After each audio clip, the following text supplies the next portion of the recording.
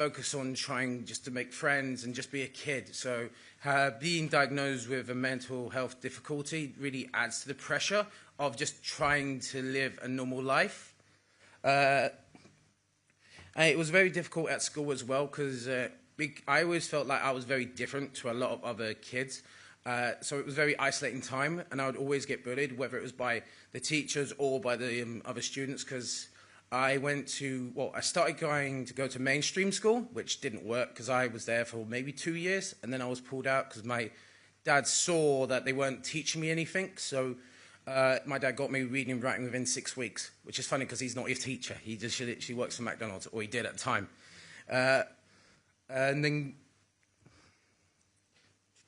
And then at 16 or 17, I don't remember specifically what age, but around about that, I was then taken into the care system due to difficulties at home because I'm not able to live with my family through many sorts of different reasons.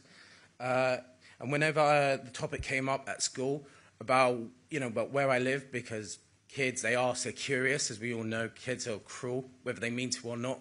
And they always ask me about my home situation. I'd always say that I live with myself, or live by myself, because it was easier and it felt less embarrassing to say that I was a care kid.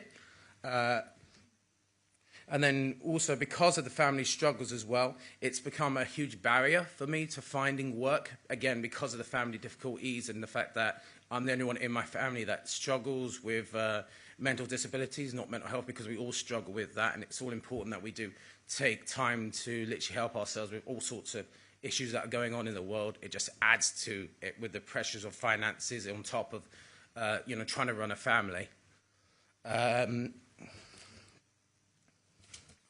My first job was actually during the pandemic. So for a lot of people, the pandemic was a horrible time, but I guess you could say it was okay for me, which is, I'm sure I'm the only person you're ever going to hear that from. I was actually working for a large supermarket in the warehouse, which I really love that job. It didn't last too long, unfortunately, because it was only like a temporary contract. Back then, it was horrible, like nobody knew what was going on, especially during lockdown. Then in the year after, I worked for a bar in Victoria, which doesn't exist anymore. It's their fault for firing me,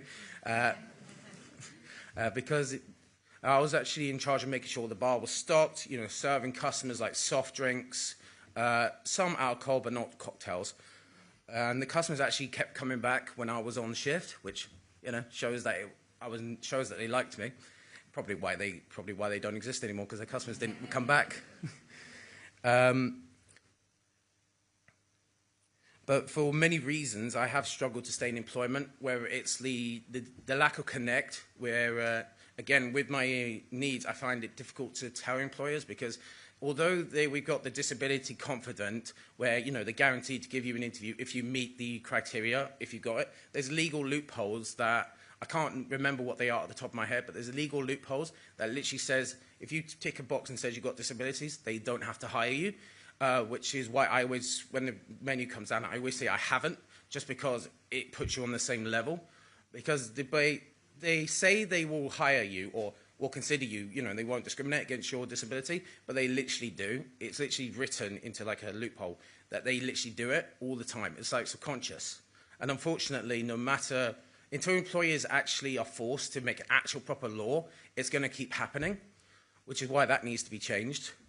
But at the moment, I have actually got a job now, a new job, which I'm starting later today, actually.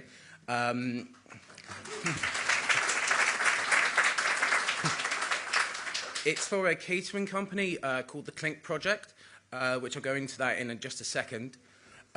Basically, it's going to be £15 an hour, so, not too bad, for 120 hours in total. And the shift later is actually at the Cyprus government, so it's like no low-class job, it's like high-end. It's going to be front of house, interacting with people, which, I love that. Like I say, I've got 5 years of customer service. The dream job is obviously something in retail, like, all sorts. I won't name them just in case you're not allowed to, because, yeah. But that's the dream job, just because I find that despite my history, I would say actually because of my history, it's given me more the reason to why I want to help people, because I was put in a dreadful situation for like 8 years, because as it is, I'm a care leaver, which I'm dealing with some issues at the moment around tax and stuff, but the social work I've got now is helping me with that, just because you're not supposed to pay tax if you're under 24 and, or under 25 and you care leaver. But the job that I've got is, it's called the Clink Project. It was set up 14 years ago, for those of you who do not know, in a women's prison in Highdown or in Downville in Belmont, Sutton area. The idea was that women would come out of prison with qualifications that these places would give them, and then they'd be able to go into the industry well, they come out, be in the industry so that they're able to support themselves, which I think is a brilliant idea. And it got so popular that they had literally opened up a training kitchen in Herne Hill, and I was one of the first lot that went there. So it was a 3-month program. It's 5 qualifications. I can't remember the names. It was level 2, and it also included working in the kitchen, like butchering chickens, flaking fish, as well as doing baristing front of house, because we would actually serve people on the industrial estate, as well as people from the office. That's literally what this job is. It's from them. So it's 120 hours guaranteed. You can work when you want to, which is very nice. I've already told them I'm taking July off. But I would say that what's helped a lot is actually my work coach, Beverly, who Connor here is in charge of. She also has autism like me, and that's what I think has helped, because if you have people that actually understand the diagnosis, like the job market's already horrible. We all know that. But if you have somebody that actually understands how truly difficult it is for, like, autistic people, we feel we have more difficulties than, say, neurotypical people. And so we find it, well, we struggle a lot harder to stay in work for whatever reasons. I can't give specific because everyone's different. But I found it with Beverly, because she understood the autism, because she's autism and she's got an autistic son herself, she understood the market a lot better than, say, any minister could, because she's been in there. She's struggled with it.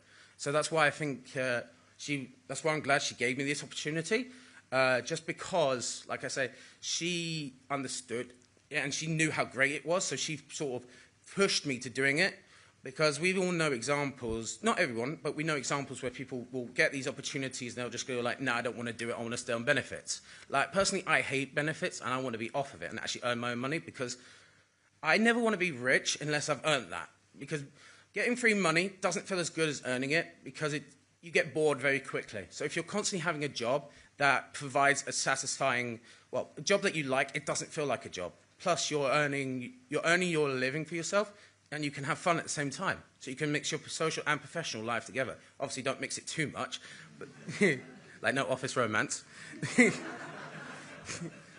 But that's why. But I would like to take this opportunity to thank the job centre, specifically the Streatham one, because I have had different ones. I used to live in Croydon and Thornton Heath, which, although there were some good ones there, they're not as good as the Streatham Job Centre. And I think that just comes down just to random luck. Like, if you hire more people with the more diagnosis, which is why you need a whole range of diverse people in the job centre so that they can understand everyone's needs, because you can't have the one fit suits all. That doesn't work.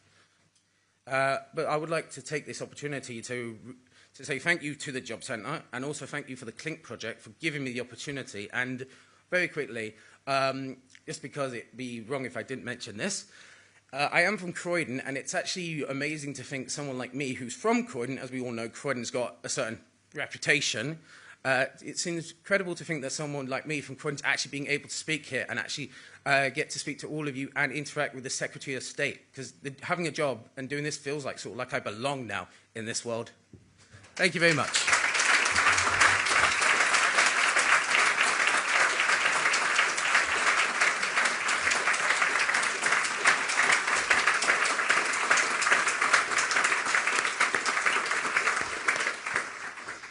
Congratulations, Dominic. You absolutely do belong, and thank you so much for coming and speaking to us today. It's a really great way to kick off today's event, so congratulations and good luck in the new job. I'm now going to welcome Liz Kendall, Secretary of State at the DWP, one of IPPR's most esteemed alumni, to come and talk to us about the government's reform agenda. So welcome, Liz. We're delighted to have you.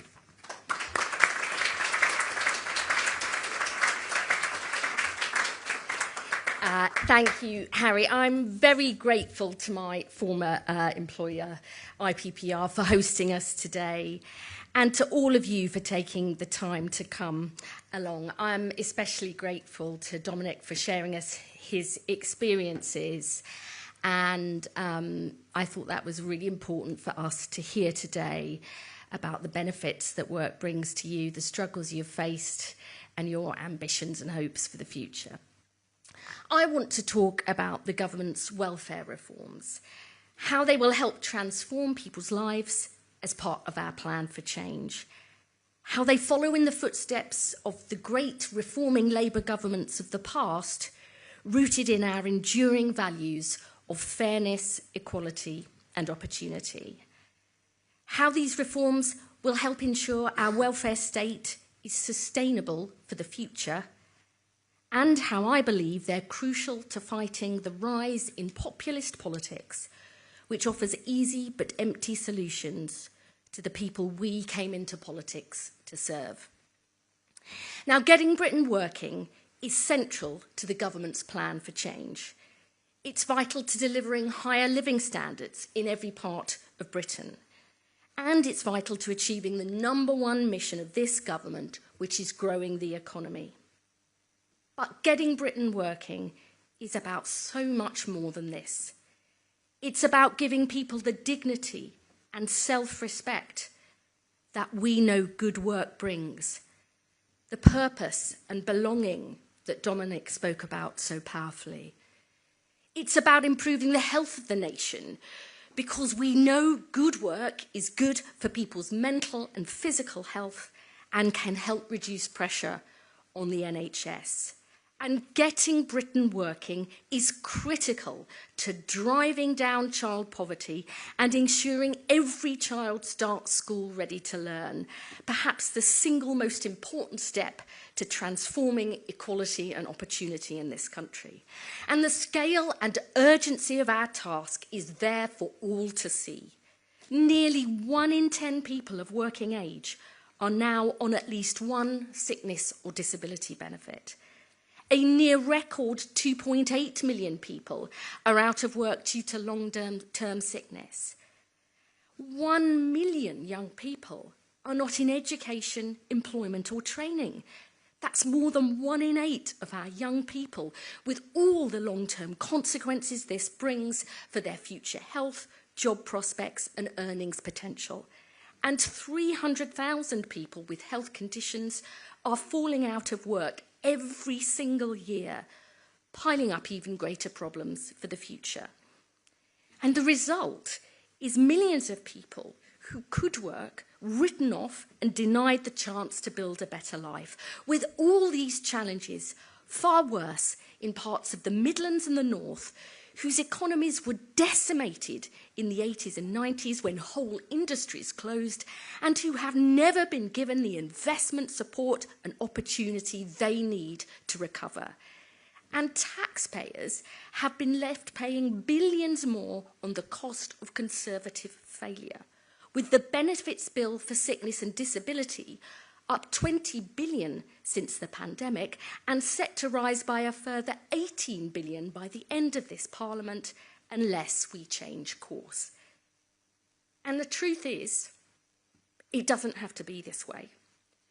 We are the only economy in the G7 whose employment rate still hasn't returned to pre-pandemic levels.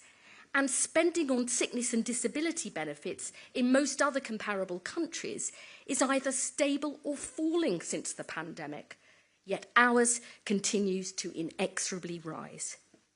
There is nothing Labour about accepting the cost of this economic, but above all social crisis, paid for in people's life chances and living standards. And there is nothing inevitable about Britain's future path if we have the courage and conviction to act. We must start shifting so much spending on the costs of failure to investing in the jobs, skills and public services that people need to build a better life. And this requires leadership and it requires reform. Now, the truth is, welfare reform is never easy and it is rarely popular, perhaps especially for Labour governments. But no responsible Labour government can resile from taking decisions because they are too difficult, because this is not good enough for the people we came into politics to serve. So we will reform the welfare state, just as great reforming Labour governments have done in the past, changing it to meet the social and demographic challenges of today and tomorrow, and delivering the fairness, equality and opportunity people need and deserve. Now, we know change is possible because we've done it before. Take the fight for women's equality in the 80s, 90s and noughties. It was Labour women MPs and trade unionists who campaigned for and then legislated to transform opportunities for women. We changed the world of work with rights to maternity pay. We invested in childcare with the first ever national childcare strategy and thousands of Sure Start children's centres. We delivered active employment support with the groundbreaking New Deal for lone parents, transforming women's participation in the workplace and their equality, independence and freedom through work. We must now bring the same focus, energy and commitment to doing the same for sick and disabled people, reforming the welfare state to offer them the same rights and chances to work as anybody else.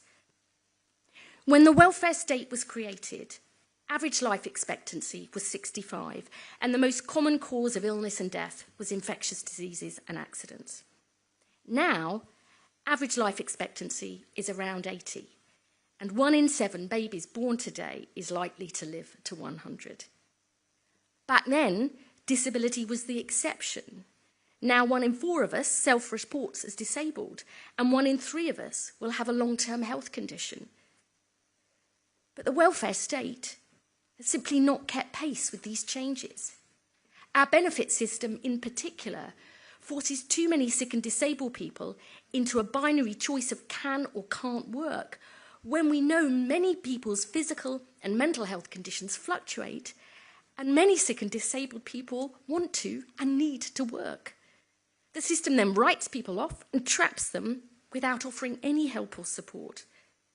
The number of people on the health top-up of universal credit is set to rise by 50% to 3 million by the end of the decade, and the number of people on personal independence payments is set to more than double to 4.3 million.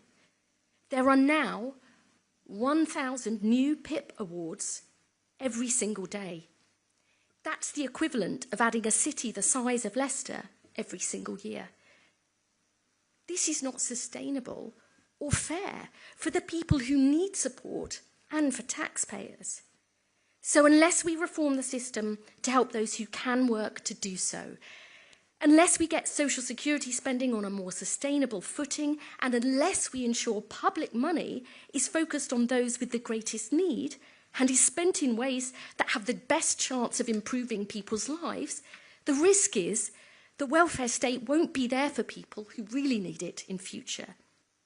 That is why we are grasping the nettle of reform, not for the sake of it, but to ensure the welfare state lasts for generations to come. Now, we have already made huge strides in getting Britain working and growing again. We are improving the quality of work and making work pay with our landmark employment rights bill.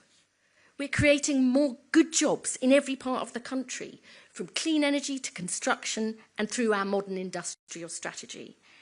And we are investing an additional £26 billion this year to drive down waiting lists, because getting people back to health is crucial to getting them back to work. But we also need big changes in our system of social security and employment support to deliver greater fairness and opportunity. Our plans are based on 3 clear objectives. First, overhauling the system to help those who can work get into work and stay in work. Last autumn, our Get Britain Working white paper kicked off the biggest reforms to employment support in a generation, backed by an additional £240 million. Overhauling our job centres to create a new National Jobs and Careers Service and shift the focus away from benefit administration alone. investing in 16 new trailblazing programmes right across the country, led by mayors and local areas, to join up work, health and skills support, ensure every young person is earning or learning, and to tackle the scar of economic inactivity. This spring, we announced a further £1 billion a year in our new Pathways to Work offer, along with programmes like Workwell, Connect to Work, which is being rolled out to the whole of England and Wales by December, and freeing up 1,000 work coaches to support sick and disabled people.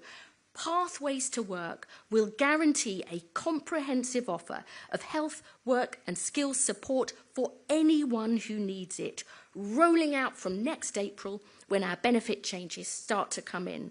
The biggest ever package of support for sick and disabled people.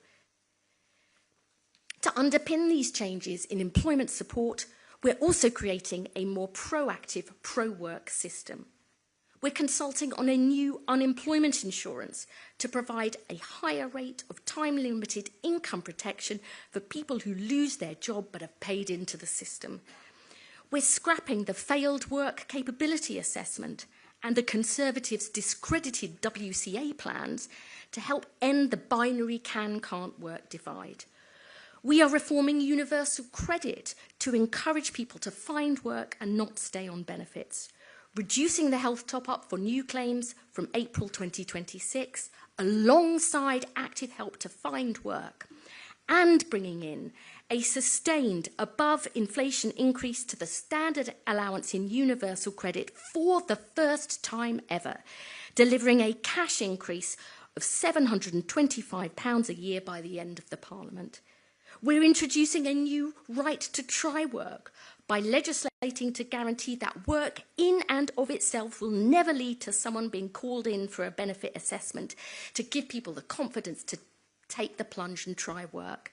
To underpin our youth guarantee, we're consulting on delaying access to the health top-up in universal credit until someone is aged 22, with the savings reinvested into work support and training opportunities. And we will support employers to recruit and retain more disabled people with health conditions through our Keep Britain Working review, led by the former boss of John Lewis, Sir Charlie Mayfield. The second objective of our plans is to protect those who cannot work. Those with the most severe, lifelong conditions that will never improve and who can never work will have their universal credit protected, including young people aged under 22. And we will guarantee they will never be reassessed in future, removing totally unnecessary stress, anxiety and uncertainty. To improve trust, we will also fundamentally overhaul our safeguarding approach to ensure all our processes and training are of the highest possible quality and to protect and support vulnerable people. Our third objective is to focus personal independent payments on those with higher needs and to review the PIP assessment to ensure it is fair and fit for purpose. I know the concerns that have been raised about our proposals. I am listening carefully to all the points people raise. But 9 out of 10 people claiming PIP at the point when the changes come into force in November 2026 will not be affected by the end of the Parliament. And even with the changes we are making, there will still be 750,000 more people receiving PIP by the end of this Parliament than there were at the start. And spending will be £8 billion higher than it is now, rising faster than GDP and faster than spending on public services. In making our changes, we are preserving PIP as a vital cash benefit that makes a contribution towards the extra cost of living with a disability, not means testing it and not replacing it with vouchers as the Tories proposed.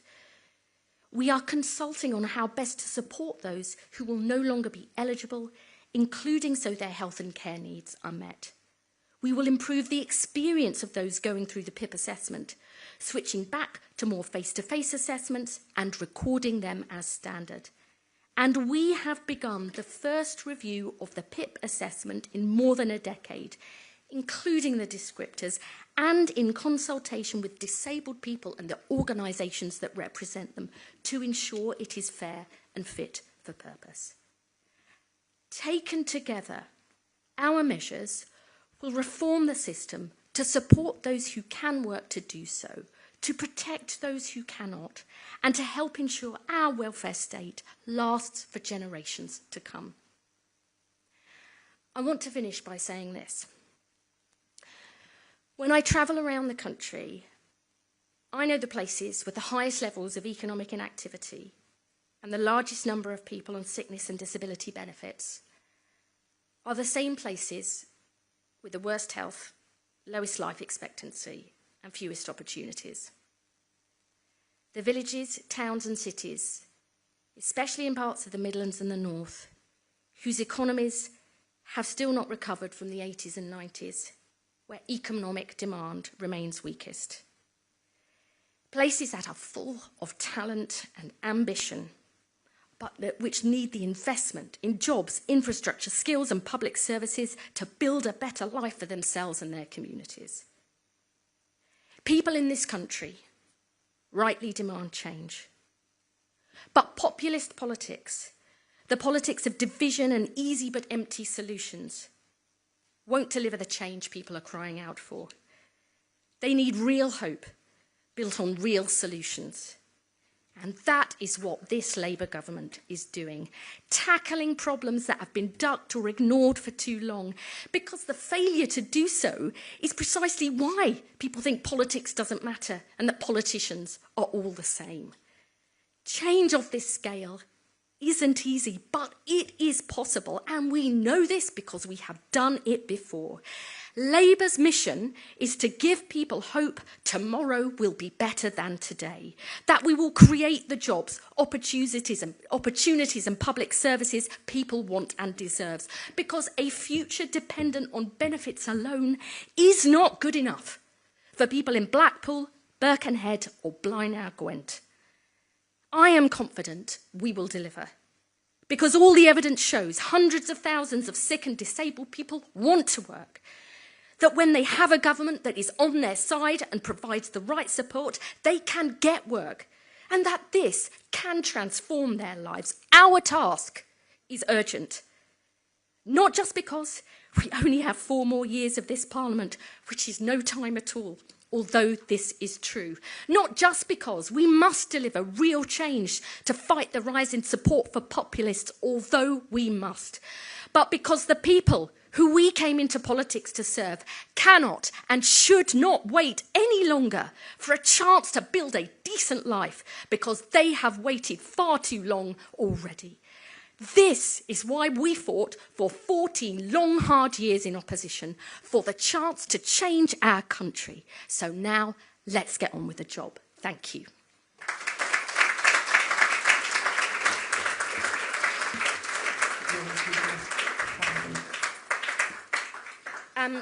Now, before I take questions, we're going to hear from more of the people that we've been able to support. A lot of young people are finding it difficult to find work. They may have barriers such as mental health. If I had to say something to young people is don't give up, even if they knock you down 100 times. It will be there, the opportunity, and you just have to not give up. I got very depressed because I had been out of work for quite a few years. Going into the job centre, I spoke to the young lady and she basically said, the NHS wants you, they need you. It opened up the biggest door possible. Job centres are very good places for disabled people to come. Many of them have health needs varying from severe physical disabilities through to mental health disabilities. As a disabled person myself, who started their working life in 1988, I feel that I have the appropriate experience, knowledge, empathy and understanding in order to be able to help other people.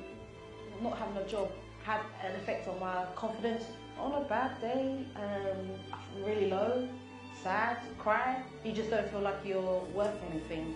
but I spoke to my work coach, I got the right support. Now I'm doing work experience, so from work experience, this could definitely lead on to getting myself a job, you know, starting a career. At the moment, I'm very positive. I had a few jobs here and there, but I was never really able to sort of hold one down. My starting point, speaking to my disability support officer, and then from there it was just kind of a real turning point in terms of what I could do. Most important lessons I think I've learned throughout my whole story: don't let a condition define the person that you are and you want to be.